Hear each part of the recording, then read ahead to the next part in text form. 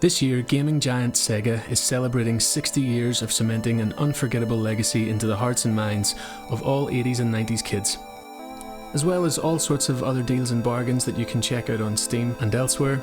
Sega has released 2 timed, blink and you'll miss them forever, minigames for fans of Golden Axe and Streets of Rage. Yakuza Streets of Kamurocho combines the characters and setting of the now hugely popular Yakuza games with the feel and style of beat-em-up Streets of Rage, as well as the cleverly titled Golden Axed, which gives us a sneak peek at a once planned but now cancelled sequel to the hugely popular Golden Axe, Sega's classic medieval fantasy side-scroller. By the time of this video's uploading, they will have already disappeared from Steam, so I thought it was fair to make this video as a bit of a mini review, give a rundown for anyone who had missed them, and maybe help preserve both games. I've been a huge fan of Golden Axe and Streets of Rage for as far back as I can remember, so when I seen this announcement I made sure to pencil it into the calendar and set time aside to play them.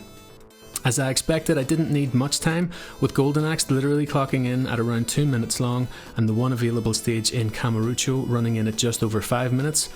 But it's not the runtime, it's the sheer novelty that Sega decided to release a demo for a cancelled game, and just how bizarre the combination of Streets of Rage and Yakuza is. That's what holds the appeal for me anyway. Opening with a very familiar sound set,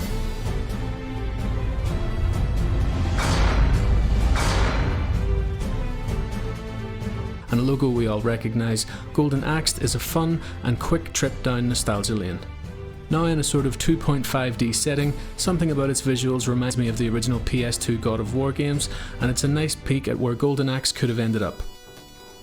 It consists of one single playable level, where you can dash, bash, slice and shoulder charge your enemies just like you did in the originals, but with the added fun of Mortal Kombat-esque finishers and high level gore. There's some very nice nods to the original game, including the appearance of Death Adder, and some of the animations being very reminiscent of the 90s classic.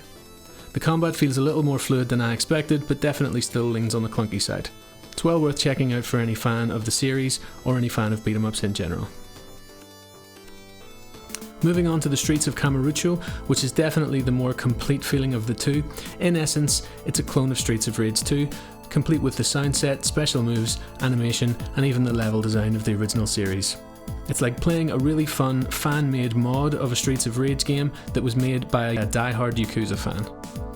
I have no real familiarity with the Yakuza series, so other than the setting and characters, I'm sure I missed a few references to that series in here. As mentioned previously, the game clocks in at around 5 to 10 minutes to do a single run, but it also constantly loops, so you can replay the level as many times as you like before you run out of lives to gain your high score and check where you are on the leaderboard. Think of it as a Streets of Rage survival mode. There are unlockable characters, items and weapons to pick up, and anyone who's familiar with the genre will feel right at home. I would advise to try both games out on Steam, but unfortunately that's not possible anymore unless Sega decides at a later stage to make them available again. But all in, it was a very cool move from Sega to release these for fans of all 3 series involved, and a fun way to kill 30 minutes if you did manage to download them. Thanks for watching the video, hope you enjoyed the gameplay B-roll in the background, or even had a chance to play the games yourself. If you did enjoy the video, please hit the subscribe button for more like this. I do reviews and music, and the occasional top 10.